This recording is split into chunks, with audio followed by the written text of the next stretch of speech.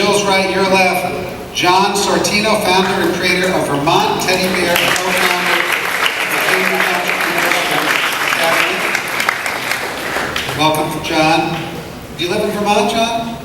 Do you live in Vermont? I live in Cambridge, Mass. Well, he has a company in Vermont, but he lives in Cambridge, Mass. Okay, he's a Bay Stater. Alyssa Rosario, co-owner and business operations management at Old San Juan Bakery. And finally, Mychal Connolly, co-founder of Stinky Cakes.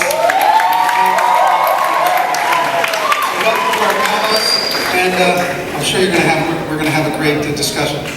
Thank you. Make some noise, everybody. Thank you. Thank you. Let's give them a big round of applause. Without you, this couldn't be possible. Thank you so much. I know some of you said I look thirsty, so I'm trying to drink. All right. So here's how it's going to work. I'm going to walk around here, give you guys a chance to ask questions. All right. This is a big panel. I usually recommend only 4 to 5 people. We got like 6, right? I can't count that high. Yeah, we have 6. So I would love to get through as many questions as possible. And so in order to do that, don't feel like you have to answer every single question. Like we have to go down and everyone has to give an opinion. If you feel like you're an expert in that space, or you have a calling or something to pull on that topic, you're more than welcome to. Don't feel like you have to do it, but as well as, I would love you guys to give them the secret ninja tricks, like things you wish you would have known that can move the needle in their life. And so, who has the first question here, by the way? Who has the first question? Who has the first question? Right here, right here, right here.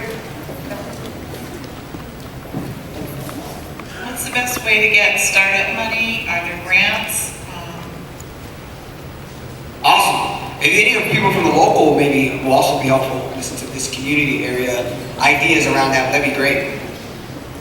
So, for me, when I started my company, Stinky Cakes, I was broke. I mean, I'm talking like lint in my pants pockets, that was it. But I knew I had a great idea. I'm gonna tell you right now, when it comes to funding your business or growing your business, money is your last issue. The first thing you should work on is your idea and then your business model. And then you go out talking to people about that, and if it's really good, they'll start giving you money. They'll start saying, shut up and take my money.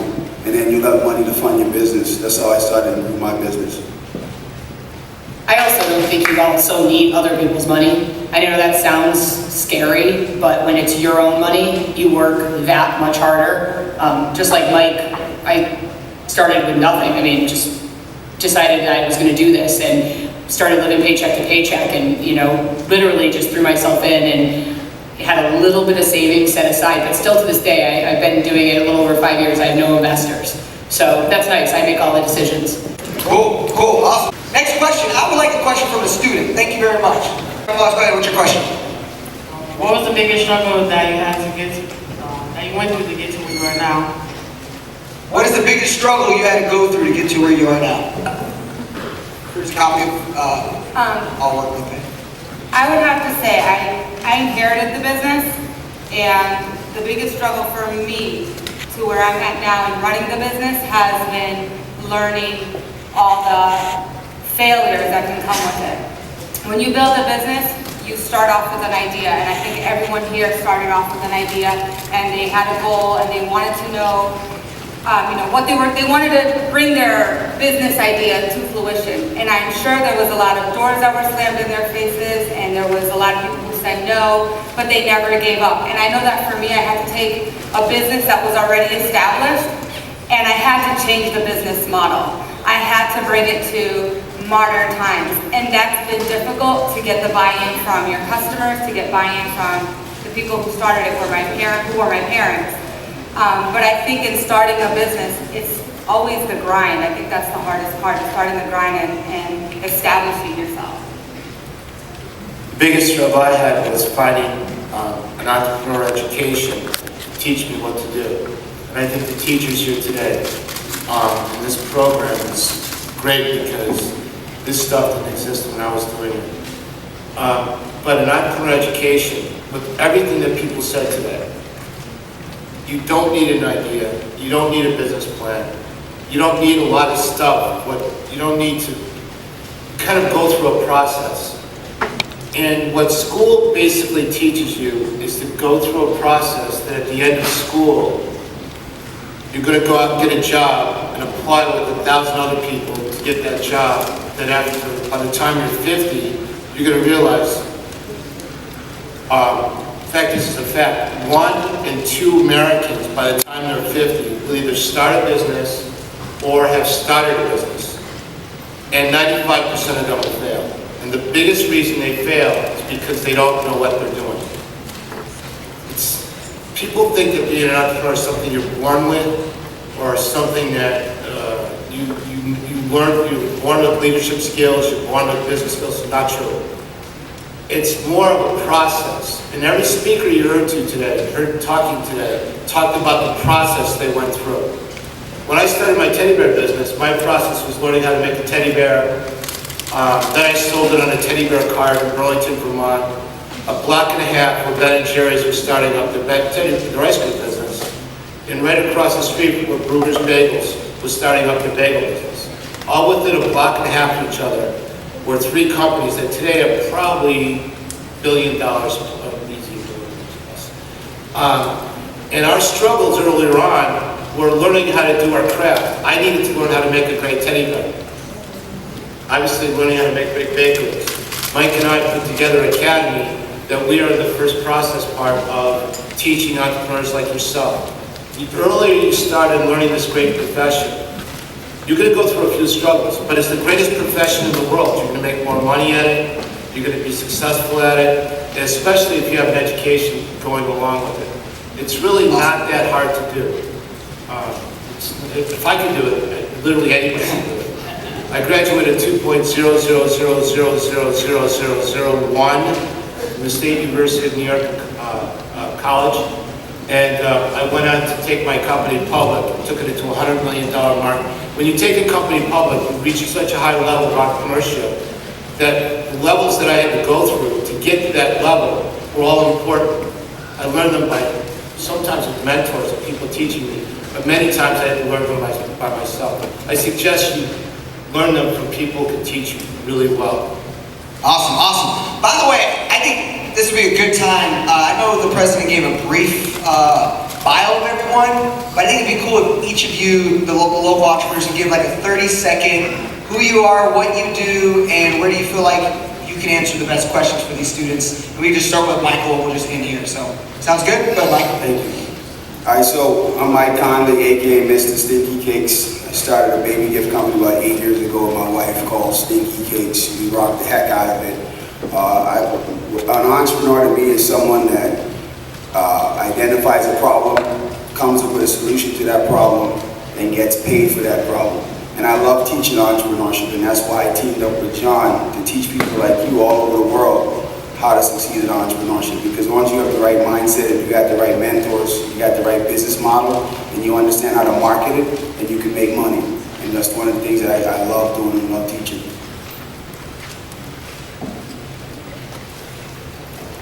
My name is Alyssa Rosario, and I am co-owner of Old San Juan Bakery, a business that's been in business for over 20 years. I inherited the business as an only child, and it's a lot of work. I've had to learn a lot of numbers, and my education is actually as a clinical therapist, but I have been involved with the business for about 6 years, and I would say that as an entrepreneur, kind of picking back off of what Mike said, I think he said earlier that you don't necessarily need money, and coming from parents who really didn't have a lot of money, they just had an idea, or they saw a problem, and the problem was there was no Hispanic bakery. They found a solution, and they made it work for them. So it's all about problem solving. I agree. I'm John Sortino. I started a company called the Vermont Teddy Bear Company. I made a teddy bear for my first son. I thought I was going to sell 1 million of them. I only sold 200 of them. And I went out to sell millions of other teddy bears. I made the best teddy bear in the world because my vision was to make the best teddy bears in the world in the United States and Vermont and create jobs. Like I said earlier, I took my company public. I took my company public because as I was building my company, I got some investors who wanted to get their money back by putting money in my company. So they put in about $600,000. I needed the money, but I wasn't spending it right. So you don't really need the money. If I didn't have the money, now looking back on it, all I needed was a few $1,000s. But I took that $640,000 and I made them, that $640,000 for them worth over $80 million. And that's kind of what entrepreneurs do. You kind of learn how to, there's so much to it, it's so much fun. It's such a fun job. I can't stress it enough. You all should be entrepreneurs. I don't know, like, just be one. Just say you are. Awesome. Just make that one. So sooner or later, this will get fun? What are you telling me? No, I'm just kidding. I'm waiting for that day. I'm Jill Munson Bishop, as noted earlier, the Chief Inspiration Officer, CIO of Inspired Marketing, and my company is about 5.5 years old now. I'll give you my real brief history. I was a radio DJ. I was not born to be an entrepreneur. I never wanted to own anything. I wanted to be Howard Stern, just cuter. And you guys are young, you probably don't even know who Howard Stern is, but he was really cool back in the day. And that was all I wanted to do. So I skipped my senior year of high school. I went to college early. I got a radio job and I dropped out of college. And I worked in radio and I was really successful, and I moved up and I made my way to a morning show and proceeded to, after doing it my whole adult life, get fired.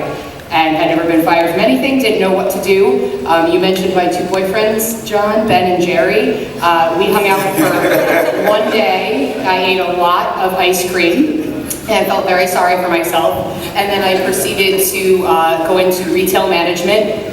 Horrible. And then my brother was a sales guy. He sold radio. He said, you should sell. You work your you-know-what off. You work 100 hours a week. Why not control your own destiny? So I got into sales. And fast forward a little bit, I was making a ton of money, more money than I'd ever made in my life. My car was paid off, my mortgage was doing great. I had all this money, I didn't know what to do. I was single, I was living the life, but I wasn't fulfilled. Something was missing. And I lost my mom pretty unexpectedly. And my turning point in the story I tell is sitting at her funeral, looking around. She was 56 years old. For you guys, that probably sounds like 1,000 years away, but for some of us in the room, 56 is way too close. And I realized, what if I only get 56 years? How do I want to be fulfilled? And so whether you're an entrepreneur or you have a job, just make sure it's something that fulfills you, because you only get one go around, is what I learned. And so I quit my very lucrative sales job. My boss thought I was crazy. I took a job working for someone for a year under contract so I could build my business. That was kind of how I funded myself. And I started the company, and we're a full-service advertising agency and an event planning company, and we've had a lot of success doing so. Awesome. All right, so now you got a little bit more about what everyone does here, okay? And to me, guys, I don't think it's, you got people who made money with diapers to people who, you know, come all the way down to advertising. Like, there's so much talent up here. These people are so much, I don't know. There's so much awesome stuff here, and you guys need to take advantage. It's not every day you get these people in your classroom sitting down. And so, here's the best part. If you have a question about anything about entrepreneurship, this is the best time to do it. And so who else has a question? I need a student with a question. All right, then? Cool. Say your name, and then school, and then question. Tia Antonarchi, and I go to the Lower Pioneer Valley Collaborative. And are there any regrets from where you started to where you are now? Any regrets? Regrets? Me? No, I don't really have any regrets. Let me tell you why. Yeah, because everything that I got wrong taught me how to do things right. And I think that might sound cheesy, but it's just like when you learn to ride a bicycle. The second you hit and bust your butt falling, you go, you know what, I never want to feel that feeling ever again. I'm going to learn how to balance myself. And so those things that you would say was regrets are the things that make you want to keep your balance. So like the hell you go through, it's like anything else though. Like if you get an F and you didn't really try and you got an F in school, right? And then now your parents are on you and everyone's like bugging you because you got this F. Like you know what, it's not worth it. The next test I'm going to study for. Right? You don't really regret getting an F, it just help you understand you got that irritation to make you not want to feel that feeling again. Awesome. Anyone else? funny. Diane, by the way, can we have a round of applause for Diane that arranged for all of us to be here? Thanks, Diane. It's all about networking. I met Diane, it feels like 100 years ago. So I can tell you guys right now, if you want to be successful, it's not what you know, it's who you know. It really is. Because you can, like John mentioned, you can find a mentor who will guide you to get the answers, to help you with what you know. But if you know the right people, you can find the right answers. To the point of the question though, Tia, great question. It was funny, Diane asked us to put down our 3 successful things, and I have 8. Because 8 was my family's lucky number, and so when my mom passed, I wrote down what I considered her lessons. And so I wrote them down so I wouldn't forget them. And so one of them goes to Tia's point. So the 8 lessons that I live by as an entrepreneur, but more so that I live by, I think, as a person, is don't lie, respect others, be a team player, live with no regrets every minute. Always do what you say you're going to do. Laugh often. Listen. My mom used to tell me, even though I was a radio DJ, that I had 2 ears and 1 mouth for a reason. I was supposed to listen twice as much as I talked, which my friends in the room know is very difficult for me. And last but not least, make your bed. Sorry, that was my mom. That was her lesson, so. Nice. Man, you're like the female version of Mychal Connolly over here. This is a good right here. This is good. This is the man. If you guys ever need a gift, so for the people that are over 21 that have their friends that are having all the babies and you have to go to all these baby showers, right? This is the story I tell. You don't want to go to Babies R Us to get a gift because you walk in and you get a list this big of all these things that the mom-to-be wants. And one of them is like something for the bottle. So you go down to the aisle and there's 427 bottle types. And you can't figure it out. So don't ever go to Babies R Us again. Just call Mr. Stinky Cakes and you get the best gift ever and it's original and you never have to look at bottle nipples again. Just saying. Checks in the mail, Jill. Awesome. Great question. Great question. Actually, I'm going to give you the copy. This is the last book I'm giving out up here. Convert there and click to for you for having the question. Stepping up, making that question. Awesome. Next question. Anyone has a question? Oh, man here. I'm Justin from Lower Pioneer Valley Collaborative in Agawam. Really? Nothing? Agawam? There we go. All right. Can you guys name some of your mentors? So, I can. Henry Ford, Milton Hershey. I learned from them by reading books about them. When you know about Milton Hershey, he failed 3 times before he succeeded. And he built the greatest candy company in the world. Has anybody ever been to Hershey's? You gotta go. And this guy, just, if he doesn't inspire you and show you how to do it, nobody will. When I formed my company, people who taught me the most was my board of directors. And a lot of people think you're doing this alone. Mike and I teach in our academy the 4-point triangle. Being an entrepreneur is not doing it alone. It's kind of like the worst thing you can think. Being an entrepreneur means you're going to do it with somebody else. And if you know the 4-point triangle, you will get to where you're going really fast. And you'll find the right mentors. Because if you're weak in something, you could work with somebody who's stronger than you in that other area. For instance, I like sales and marketing, and I'm a pretty good organizer. But I'm not really good with operations, and I'm not very good with finance, but I know how to read financial statements. I always surrounded myself with people who were way better than me in anything that I knew. So I have my 2 mentors I like to mention best is Mike Rich. He's the guy that started the Yankee Candle Company, and John. And John's being really conservative. When it comes to entrepreneurship, this guy forgot more than most people know. Like, I've done really well in my business, and I kid you not, I'm like a kid in the candy store. Every day we have our meetings talking about our company because I learned so much. And a lot of my peers are saying, man, Mike, over the last 2 years, you become a much better CEO, or something's different about you. And the reason is because what John said to me about 3.5 years ago when we decided to teach people all over the world how to be successful entrepreneurs. He said, Mike, I want to build the greatest academy in the world to help people learn entrepreneurship the real way, but I also want to transform my CEO mind into your mind. And I was like, that kind of tripped me out. Like, who says stuff like that? But once you start learning learning from people that hit it at a high level, so much of the little basic stuff goes away, and your family and friends will start seeing you different, and you will start feeling different, and you just really become a boss for real. Not walking around saying you're a boss, because bosses don't ever say they're bosses, because everybody already know they're a boss. And once you start getting that kind of mindset for real, then everything else goes away. The nonsense goes away. The chitter-chat goes away. Like, that's why you want to surround yourself with people that did it for real. Like, not talkers, doers. And I'm going to tell you something, and John said this too, 95% of all entrepreneurs fail, right? So if you're hearing entrepreneurial stuff and everybody's saying the same thing, run away, because that's 95% information. You want to get into that 5% information, that when they start talking, you go, whoa, what's that? I never heard that before.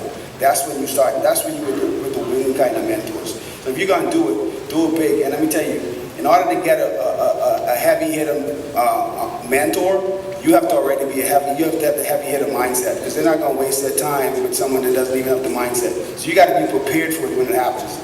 That's why guys like Mike Kirich take my call. That's why John took my call. That's why David Klein from Jelly Belly Jellybean takes my call, and all these other highly successful entrepreneurs, because my mindset's already there. So when I open my mind and open my mouth to speak, they see that I can understand what they're going to tell me. So you got to prepare yourself for it too. No one's just going to come magically help you. You got to be prepared. Over there hanging out, any mentors, Jesse? Yeah, I actually wanted to share something with you guys. One of my favorite ways to actually find and get mentors is I go to stuff like this. I go to speaking engagements and things like that where where I'm sitting in the crowd and somebody is, somebody's talking who I might potentially want as a mentor. Maybe it's somebody who's built $1 billion company or whatever, and I'm listening to their talk. And what I do at the end of that talk, I bolt up to the front, and I usually have some kind of creative question already thought of in my head. And I wait as long as I have to talk to that person before they leave, and I ask them that question. Usually it's something thoughtful that gets them talking. What most people do is they go up to that person afterwards, and they talk 1,000 miles an hour, and they tell them about everything they're doing, and then that person needs to go, and what did you get? Nothing. So what I do is I ask a creative question, I let them talk to me, tell me everything they have time to tell me, and then I basically say, hey, I know you're an extremely busy person. Can I have your card, and would it be okay if, like, very occasionally, maybe once every few months, I send you an email and ask a question? Very rarely, especially when you're young, will they say no to that. And I've gotten some pretty successful mentors through that method. One of them is the owner of the Miami Dolphins and a very successful billionaire. Another one is the guy who Matt Damon played in the movie Informant. Both of those mentors I talk to on the phone all the time, and I got through that exact method, so it's something that you guys might want to just kind of take it and try yourselves. Except the Dolphins? Really? Sorry. The key to everything you said is asking. Like, what's the worst that happens? So I was watching a television show that was on, I think it was AMC, called The Pitch. But it was 2 advertising agencies that competed against each other to win an account. And my wife kept saying, Jill, this woman is just like you. She's just like you. She's just like you. So I researched, and I couldn't find her email. I couldn't find her phone number because they scrubbed her when the show went on. So I sent like a generic email. She called me, and she said, my best friend, she has a $10 billion company in Chicago, and we hang out, and I fly out there, and she's hopefully coming out in a couple weeks. And we, because I asked, what's the worst that happened? She said no. It was no worse off. You guys, what keeps you motivated? Because, at your level of success, it has to be beyond money, because if it's just money, you just become a doctor, that's guaranteed, you know that, so it's clearly something beyond the money. Especially when you're so young, and starting up in entrepreneurship, it's like, you're facing, people that don't believe in you, your friends, your family, you pitch your idea to people and they kind of listen to it, but it's like, oh, yeah, Let me know when it gets big though, and then I'm definitely on board, so what keeps you going at that point? So, I'm going to be honest with you, what keeps me motivated? People like you. So because I understand exactly what you're saying. So I started as an entrepreneur when I was 9 years old, and fortunately my first business worked. I was able to retire my grandmother in 2 years selling candy. But after that, no one really believed in anything I did, even to today. Like 2 years ago, I was telling my family and friends about this academy that we're going to build to change the world of entrepreneurship. We were like, yeah, all right, whatever. I'm like, bro, I'm working with the Vermont Teddy Bear guy. Sometimes I feel like Kanye, telling people, like, bro, it's coming. But what keeps you motivated is the love of what you do. Money does get boring. Once you start buying the stuff that you want, and then, because what happens is, before the money comes, you want, real people around you. Because, fake people love money, right? So you got a little bit of money, they go, hey, buddy, how you doing? And they go, But fortunately for me, I was lucky enough to almost die. I was in the ICU and I was almost gone, right? And I look around and time slowed down. And all those people that was all buddy with me, none of them was in the ICU to come visit me. And I was on Facebook and everything talking, and no one was coming to see me. My son was 3 years old. He couldn't sleep. He was under diarrhea. My wife was nervous. I had a little baby. And I had about maybe like 5 to 10 of my really close friends come in that room. And right then I realized what was real and what was not. So then I shift my whole focus off of me. And I shift my focus, and I mean this, into people like you, because I want, and that's part of the reason why John and I go into high schools and teach entrepreneurship. Because I want you all to get it, like the real way to do it. Because what I find is most entrepreneurs, like real entrepreneurs, they're not afraid to do the work. Fake entrepreneurs are afraid to do the work. They scared to know, they scared all the other stuff that people talk about, the risk thing. That word risk, when it comes to entrepreneurship, that's for fake entrepreneurs. Real entrepreneurs look at that as work. I just got to do some work. I might get it right, I might get it wrong, but I got to work. So that's people like you guys. I see my whole Putnam crew over there, reading that school over there, teaching them right now. But it's about taking that knowledge and giving it to you guys so you guys can rock. Because entrepreneurship is one of those things that level the playing field. When I walk in the room, I kid you not, because I like to wear my hat, and me and John go over this all the time.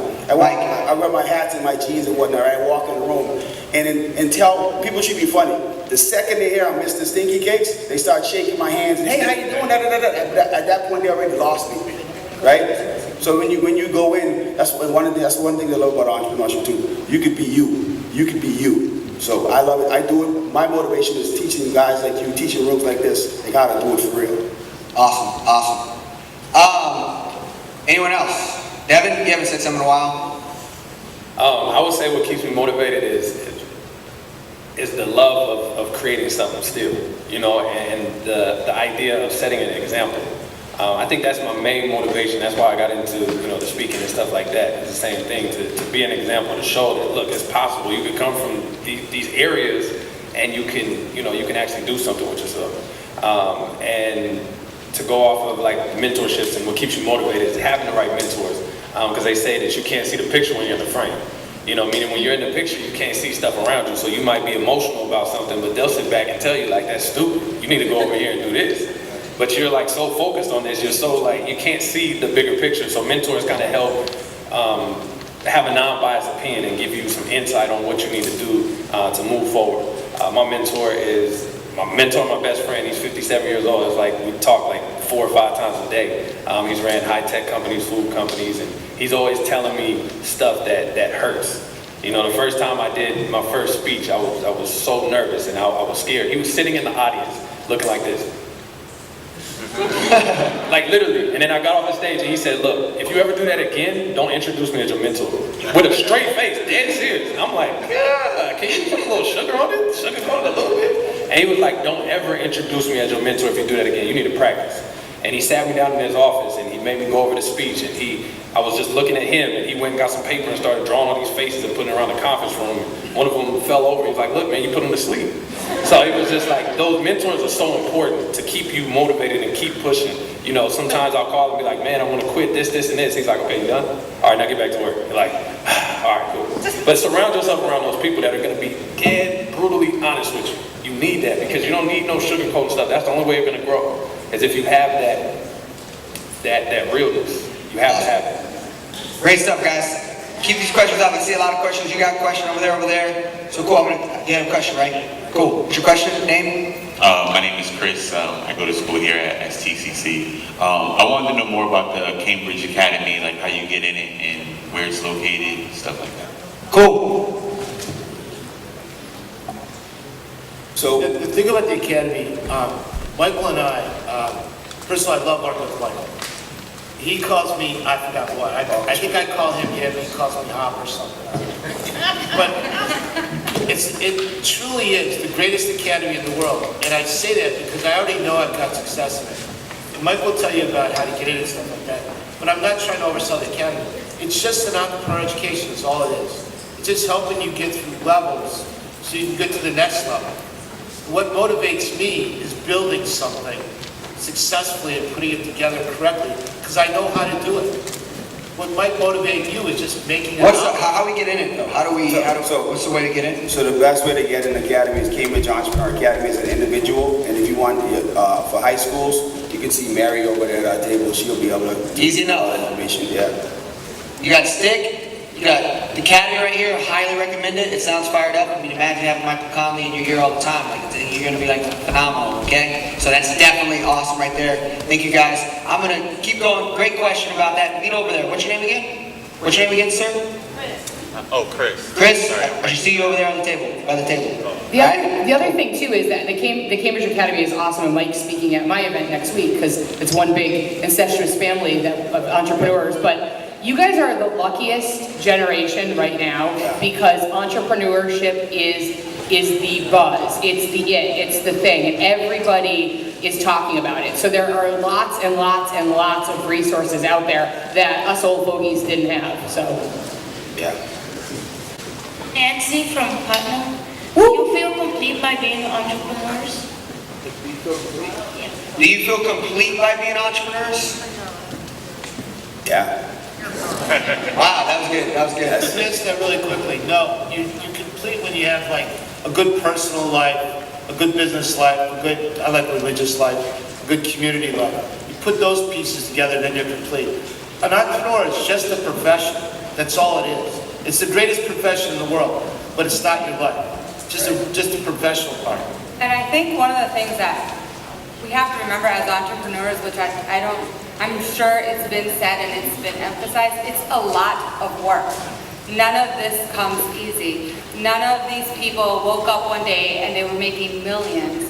They had to work hard. As entrepreneurs, I always say, I tell this to my kid, he's 16, I said, we're team no sleep around here. Because if you want to make it and you want to get things done, you cannot sleep. I have friends who have started businesses and they started their own clothing lines, and some of the things that they have like on their Instagram is while you're sleeping, you're grinding.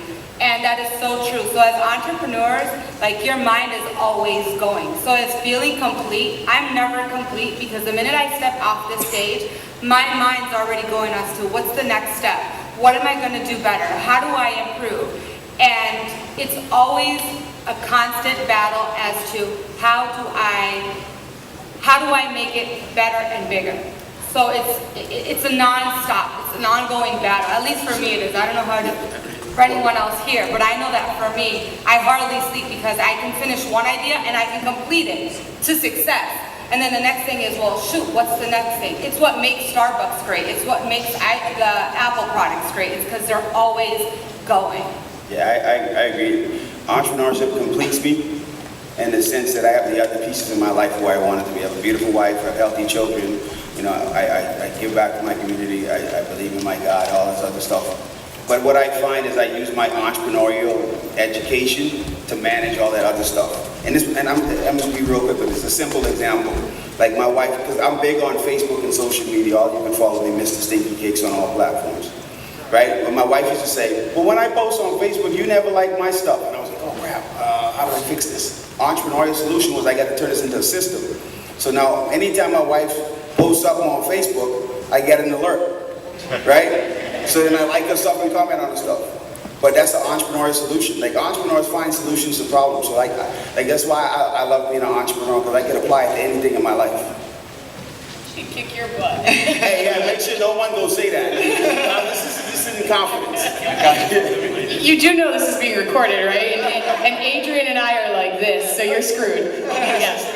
No, the balance of completion is having it all, and having it all doesn't come easy, and having it all doesn't mean the money. For me, having it all means, and it's hard. Like right now, my wife is in school, and I have a young business. I have 5 employees. We're busy people, and it's remembering, to Mike's point, you could end up in an ICU bed. You know, my mom, 56, like you have to stop every once in a while and go to the Big E and eat the fried butter or whatever. You know what I mean? You have to stop and be in your life too. Don't let the business take you over. Awesome. Question goes to you right here. Hi, I'm Julia. I guess my question is, what's the best advice that you have received from... Best advice you received? Yeah, from like your experience of developing a career. So what's the best advice you received?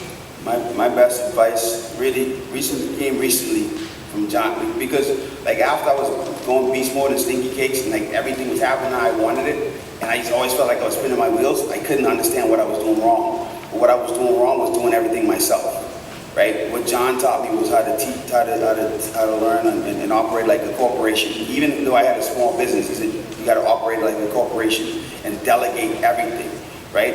And then so now, and the way I see business almost like in slow motion now, so I know what needs to get. I'm learning. That's one of the things I'm getting better at. I always challenge myself to be. I want to be the Michael Jordan in anything I do. Right now, I feel like I'm like LeBron James-ish. No, just kidding. But I always try to get better. But I think the best advice would be in business as an entrepreneur is how to operate like a corporation, how to organize everything, how to run systems for everything. Hi, my name's Sean. I have a question for Jesse on the far right. It's how important is passion? Because a lot of people that have businesses like really love their jobs, and with all due respect, you pick up trash, you know what I mean? Like, how do you love doing that every day? That is a really, really good question. How important is passion in this question? I think it's really important, but I think the things that you have, and this kind of speaks to the motivation question actually from earlier, the things you have passion for can change over time, right? So for me, when I started, the idea was, my passion was about creating something that would make me not have to have a job, right? So then over time, that passion, I got that freedom after a little while, and then the passion became, okay, how do I make a lot of money now? And then I started, a lot of you guys think that like, you have some number in your head you think is a lot of money. And when you get there, you'll either think it's a lot more than you thought, or you'll think it's actually not that special or whatever. Money is just like so different than you think about it in your head. But a lot of times, as soon as you get your bills paid comfortably and you don't have to worry about the prices on a menu anymore, money becomes a lot less meaningful to you. So then you might have a little bit of a crash where you're just like, oh wow, why am I doing this now?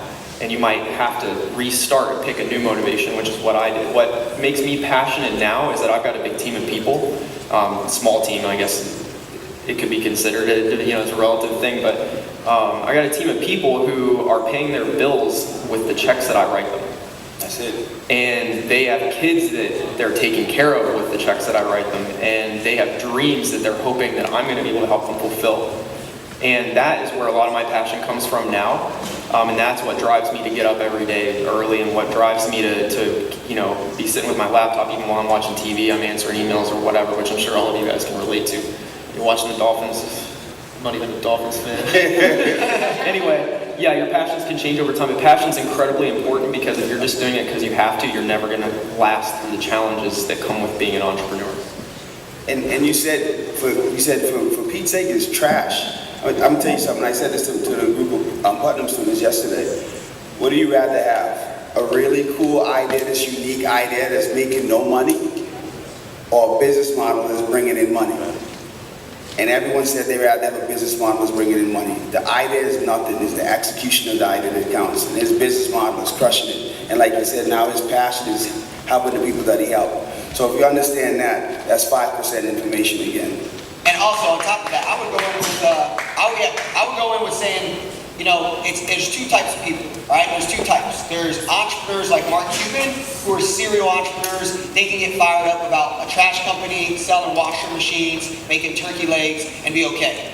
Then there's people like Steve Jobs, who have a passion, mission of how they saw the world to look, and they stay with it, and they're passionate about that one thing. You could be passionate about business like Mychal and Jesse, but let's say you're simply just like, you don't want to do all this business stuff. You're just really passionate about shooting photography or making songs or making clothing. You don't have to be a serial entrepreneur like Jesse is and Mychal is, and you can live off those passions. You've seen people like Steve Jobs, people who stayed with one thing that changes the world. So it just kind of depends what you're excited about. So let's give our panelists a big round of applause, everybody.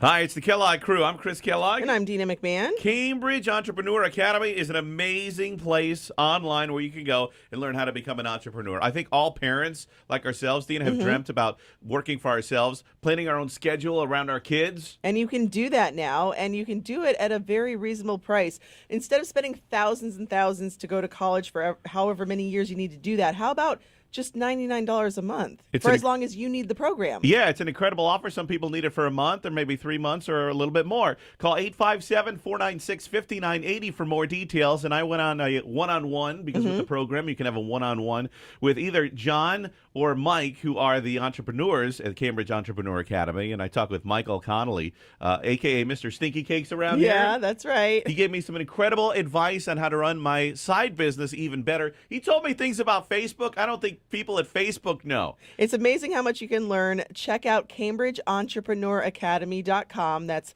CambridgeEntrepreneurAcademy.com. And become an entrepreneur today.